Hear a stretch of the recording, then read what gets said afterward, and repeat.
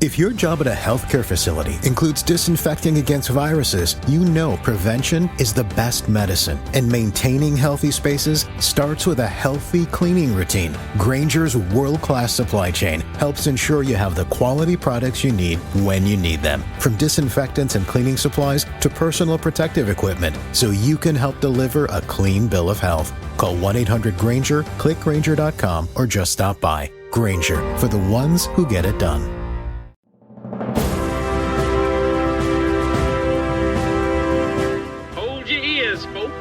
It's showtime. People pay good money to see this movie. When they go out to a theater, they want cold sodas, hot popcorn, and no monsters in the projection booth. Everyone pretend podcasting isn't boring. Turn it off. Turn it off.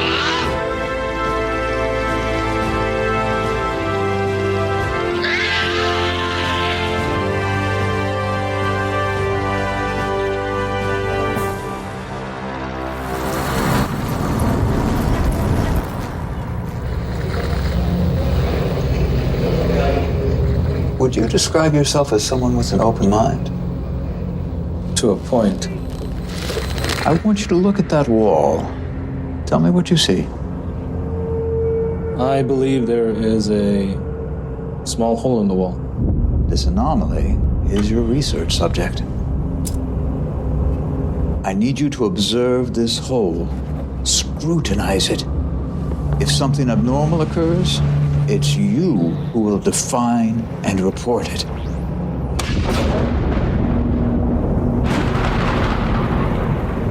None of you know what you're doing here.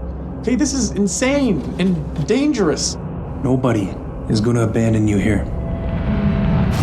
Be a mental explorer.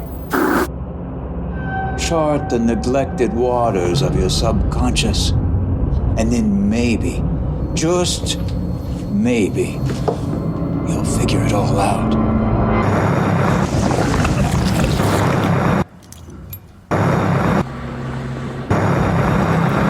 You're absolutely perfect.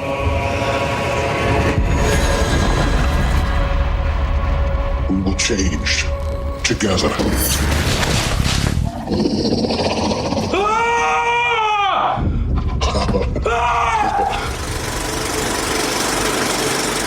Welcome to the Projection Booth. I'm your host, Mike White. On this special episode, I'm talking with Stefan MacDonald-Labelle all about his 2024 film, Head Like a Hole. Recently played at the Boston Underground Film Festival. Had a great time seeing it, and I imagine you will too. Kind of a slow burn, black and white horror film. Has a lot of heart and a lot of entertainment. Thank you so much for listening, and I hope you enjoy the interview. Can you tell me, how did you get involved in filmmaking? So it's a very long path. Both my parents are, one of their best friends is Tibor Takis, who directed The Gate, a seminal Canadian satanic panic horror movie. And being quite proud of their friend, they showed it to me at a very young age. And from that moment onward, I was a huge genre fan. I'd go to my local video store, Le Club International, because at that point I lived in Quebec. I mean, I would look at all of the incredibly well-designed covers for all these genre films of the era. And I just voraciously just run through these. I was speedrunning as many horror movies as I could possibly get my hands on. And so I've always loved genre film, but I always felt that filmmaking was something that was inaccessible to a certain degree. So I actually went to school for health sciences. So I have like a pre-med degree, and then had been in a corporate environment, which is kind of the basis for this movie a little bit, and being largely unhappy with that experience. But I was sat next to a wonderful coworker named Lisa Choi, and her husband is a commercial director. And she was like, "You love movies. Like, why don't you just try this out? This is clearly not the environment for you. You're incredibly unhappy right now, and I know it." So I PA'd on this commercial, and I was basically putting VFX track markers on a green screen. It was for a wine commercial, and it was the most fun I ever had. And I, at that point, knew that this is the path that I wanted to go on. So it's been a very, very long path from kind of that point A to where I am now, point B, and hopefully I have multiple points to go from here. but time will tell, I suppose. Well, tell me about some of those earlier films that you were making, some of the shorts that you did. I grew up pretty poor, so I've always been interested in exploring socioeconomics with what I'm working on. So I made an erotic thriller short called Ruby, which is about an agoraphobic woman who is kind of like in financial dire straits, much like the main character of this feature, and decides to become like a phone sex operator to both like explore herself, but also just to be kind of like gainfully employed. And she quickly realizes that she likes this as like a vocation. But unfortunately, her downstairs neighbor, who's completely enamored with her, kind of insinuates himself into that situation. I'd actually love to do a feature about it, but that, again, down the road. And I made another short called You Don't Want Me Here, which I've dubbed kind of like a gentrification horror movie, which is like Burnt Offerings in the sense that it's about a home that almost has like a biological haunting, and it decays unless it's fed people to rejuvenate itself. So the owner kind of like lures in unhoused folks with the premise of like housing and then dispatches them to rejuvenate his home. I do have a feature script for that, and I'd love to do that as well. And I have like a few other projects as well, but I think that would go on forever if I just kind of like kept rambling about them. Can you tell me about your co-writer on Head Like a Hole? My co-writer is Mitchell Burrell, who is a longtime friend, and we discovered that we work creatively quite well together. There's like a level of like, I don't want to say like brutal honesty because we're never like mean to one another, but we're quite sensitive towards what works and doesn't work, and we will be very clear with one another about what that is. So we've been wanting to do something for a while. He produced the short that I had just mentioned, You Don't Want Me Here, and we worked incredibly well together. We have almost different sides of the brain. He is like kind of like the assistant director, structure, keeping the train on the tracks kind of personality, and I have the weird ideas that he reins in a touch to make them palatable, hopefully. So we kind of approached writing this in a similar way, where he was kind of the structure of the house and I was filling it with as much as possible, and then together we worked on ensuring that there was like a cohesive vibe to each room within the house that we're building for this script, I guess, if that makes sense. Well, tell me a little bit more about Head Like a Hole as far as like, I mean, I think I know where the idea for it came from. That corporate drudgery that you're talking about felt very, very familiar. I think the black and white aesthetic works very well for that as well. But I mean, this is your first feature. That's got to be a major hurdle for you to jump. So I grew up listening to like punk and hardcore, and there is so much of what I appreciated about that was that people would just kind of like pick up their instruments and play, and it wasn't necessarily about the technical precision. It's more of just like an attitude and trying to like communicate like a message and make something that's like fun and engaging. The sad thing is it took me way too long to kind of like extrapolate my love of that to filmmaking and to just say, let's go and do this. Like I made this movie by myself. Like there was a location sound course in myself, and Mitch was there for as many days as he could take off work to join for. Otherwise, we had like one day with the prosthetics team. So I knew it was going to be a lot going into it, but also knew that I had to do it because it'll just be like another year until I say, why don't we try this again, or try to find funding, or years turn into decades, and I just have never made anything. So I took the plunge knowing that it was going to be a tremendous amount of work and an incredible amount of stress. My beard used to be black. It is now mostly gray. My hair has faded, and I've now shaved my head. So there's a tremendous amount of stress that has like kind of gone along with it, but I knew I had to do it. I love that you brought up the black and white because that wasn't an idea that we had going into the movie at all. I found that in post-production, there's something about it being in color that wasn't working for me. And sometimes you just have to trust your intuition and augment what you're working with. I posited like, why don't we do black and white as a look for this movie? My partner Mitch was like, I don't think that's a great idea because it'll like eliminate a parcel of your audience potentially. There's people that just like won't watch black and white movies. And was completely empathetic towards that. And I do think that some people won't check it out because of that. But also it makes so much more sense. So we kind of went back and forth talking about it for a little while. And then when he saw it as a black and white movie, when I gave him like a rough, I know there's no color, but a color grade for the movie, he's like, okay, no, this is perfect. And I can't see it as being not black and white. That being said, I was kind of afraid people would think it was like a pretentious decision a little bit. And it's absolutely not, because I'm the least pretentious person in the world. If anybody has known me, they wouldn't lob that criticism against me.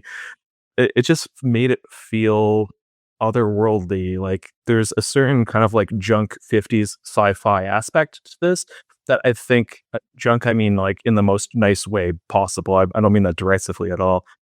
That I think allows it to be understood in a similar context to a certain degree, while still being its complete own thing.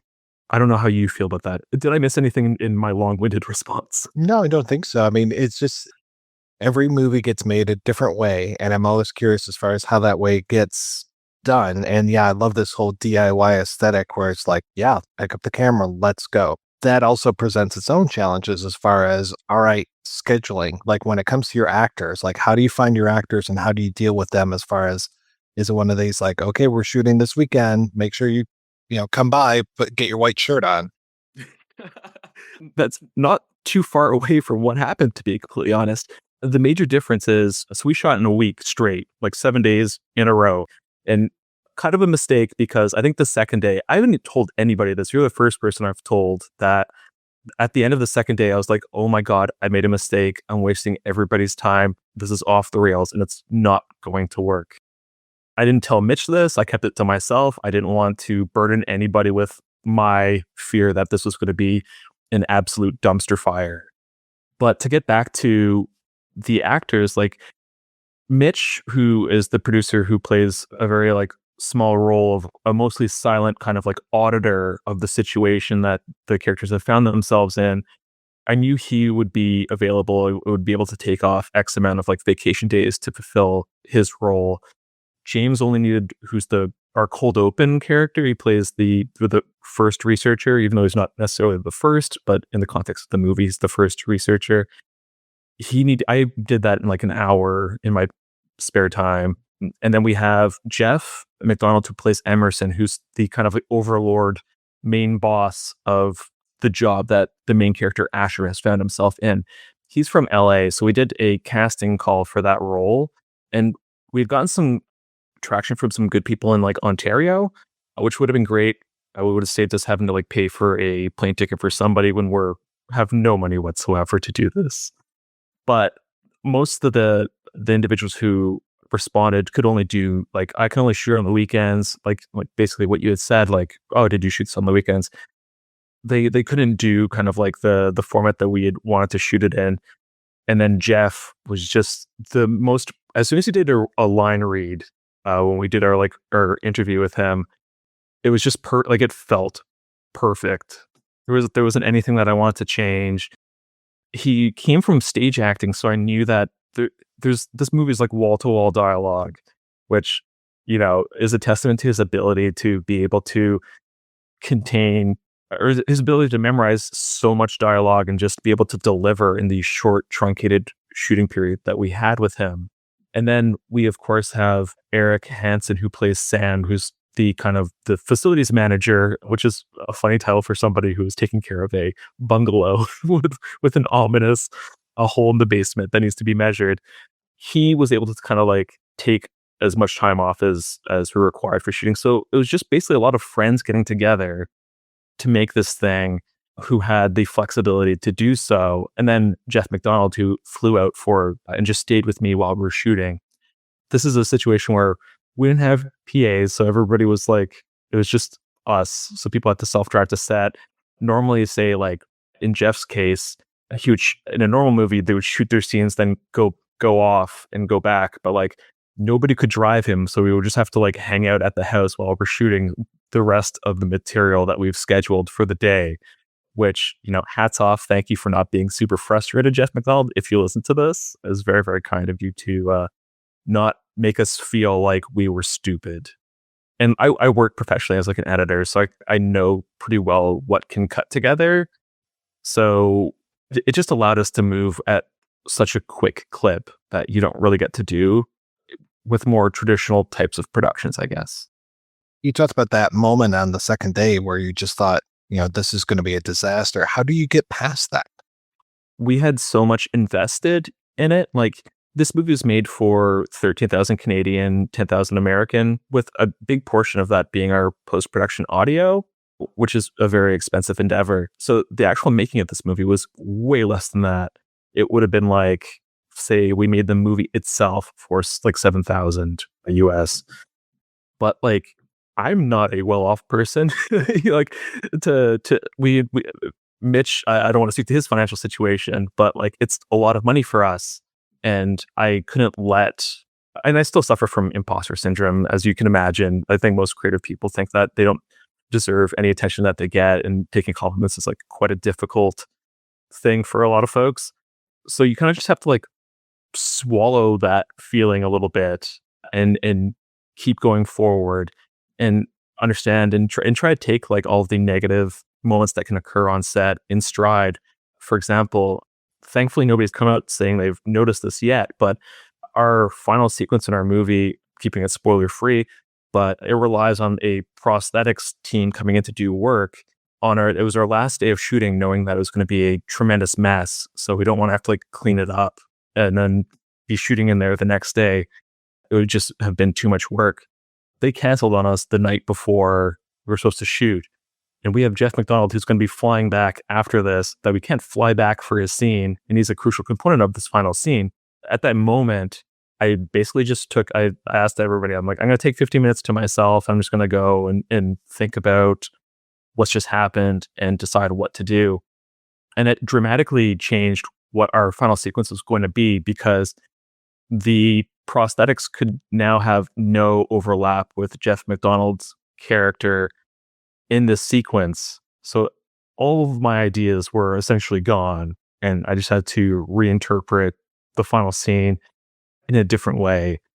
And we ended up shooting the other portion of that sequence a year apart. So that the final sequence has a year's shooting gap in between it, because at first the company had offered a very like it was a very like, I don't understand why anybody would lie about these kind of circumstances, but they're like, oh, my father had passed away and I can't come to set. I was like, I completely understand. Don't worry about it. We'll figure it out. We then reschedule with the same provider. And this was a paid role, by the way. Like, this isn't somebody who's just coming out and doing it for free. This is our budget was dedicated towards this. We rescheduled a day and confirmed that this was going to work with them. And they said yes. And then they canceled again. We shot in September. The makeup date, I think, was in May. And then we had to find a company that would agree to do it. And we ended up shooting it in September of the following year, essentially. The fact that it cuts together is just like wild to me. But like, that's an example of kind of how hard it is to do things on your own, and trying to roll with the situations that are constantly, coming at you, I suppose. So what are you doing in the meantime between that year? Is that when you're doing most of your post-production? Yeah, I had started editing the film and was putting everything together, and just like desperately trying to like cajole somebody into doing the prosthetics for it. We had been talking to somebody, but they're more involved with like actual like union film productions and things of that sort. So they were quite busy. They're like, we can maybe do time here. And whenever it would get towards that time frame and I'd try to schedule something with them, it would just be radio silence. So there's a lot of like wasted time trying to figure out if they would come. And then we found this other company called Locked in the Cellar, which is a local company, and agreed to do it. And we're happy to do it for the budget that we had. I tried to do it in a smart way, because the prosthetics that were required, I smartly tried to reduce the application areas creatively. And I think people, once they watch the movie, will kind of understand what I mean by that. But they were absolutely wonderful to deal with, and kind of made all the awful feelings associated with trying to get this sequence finished go away in that moment. And it just kind of worked out. Would it be accurate to say that some of those short films that you had made helped prepare you for this feature and just overcoming some of those weird adversities? Oh, for sure. So, I mean, understanding like coverage and my editing work also helped me prepare for that as well. But like understanding like what I need from a scene to shoot at the bare minimum, because like when you're shooting with such a narrow time frame, you don't have time to get as much coverage as you would like. It's going to be what's our creative looking medium shot and what are our close ups, and you don't get too much in between those coverage points, sadly, but you just make it work. And hopefully with our limited coverage, it doesn't appear limited. That's the goal anyways. So that's your call, I suppose, as well. If you're like, kind of shows a little bit. I thought it looked fantastic, and I never would have known that there was a year gap in some of those shots, but that you have at the end of this. It looks completely cut together very, very naturally. When it came together, I just felt like such a sense of relief. And when we were going to, this might be jumping ahead, but going to like Boston Underground Film Festival was such an absolute dream. Like when I got the email that they had accepted us, you naturally think like, oh, this is an accident. Did I get this is an incorrect email, and I'm going to get a follow-up email that says sincere apologies. We did not mean to include you. But it was a real request, which is insane for me. Problematic language, I apologize, but like it just felt like surreal to be included in such a great festival. And then to see the other films programmed, you kind of feel like the little kid looking up at the grown-up movies to a certain degree, because they like have budgets and they look great. And you have Nicolas Cage in The Surfer, you have Ethan Embry and Alma and the Wolf. The Ugly Stepsister is such a great movie. I absolutely love it. I went to that festival as a fan as well and watched as much as I could while I was there, because I'm such a big genre fan. I've lost the thread of your question. I apologize. I was asking, as far as overcoming adversity, did you have the luxury while you were doing the post-production of being able to show this to other people and get feedback? Or did you just, because you are an editor, do you just know this is how it needs to be? And plus, I don't imagine you had too much room to change anything. No, so we didn't have an ability to like reshoot things. I mean, we technically could have, but I didn't feel that was necessary, to be honest. I was mostly happy with the performances, and I thought we had gotten the best of what we could have gotten. So I didn't feel a need to cut together this thing within an inch of its life. In terms of feedback, we kind of just like operated as a team as well. Like the production team existed as like the post-production sounding board as well. So I would send to them rough cuts or scene assemblies and just like ask for general thoughts. And it did impact the edit a little bit. Like there are some moments that were cut back for comedic effect, is what I would say. I removed certain lines that I thought were like vestigial for the scene and replaced them with a look. In like Asher's case, a lot of his main character is kind of just observing the absurdity of the situation that he's found himself in. And I thought that there was like a few lines of dialogue that were like unnecessary, and a good look will suffice. So there was, I didn't send it out to a lot of folks. It was pretty much contained to within our bubble. And then I just trusted my own intuition. And then there's a part of me that kind of appreciates like a bit of like a shaggier movie. I know some people will say, oh, pacing issues, but I do feel like there's something to a kind of like more handmade movie, as we're on the like precipice of AI slop being fed to us. It's kind of nice to have something that's like obviously has a scar or a blemish. It just looks handmade to a certain degree, but hopefully not amateurish. That's the goal anyways. And people kind of like appreciate it for that almost to a certain degree. So I guess the answer would be I used a lot of the tools that I had in my editing toolkit, and then also gave myself the grace to allow things to maybe breathe a little bit more than I would have otherwise. That makes sense? Makes total sense. And yeah, when it comes to the pacing, I mean, you have to have that real balance to make it that drudgery, that everyday drudgery, but yet things are happening slowly and just building, building, building. And I think you really accomplished that.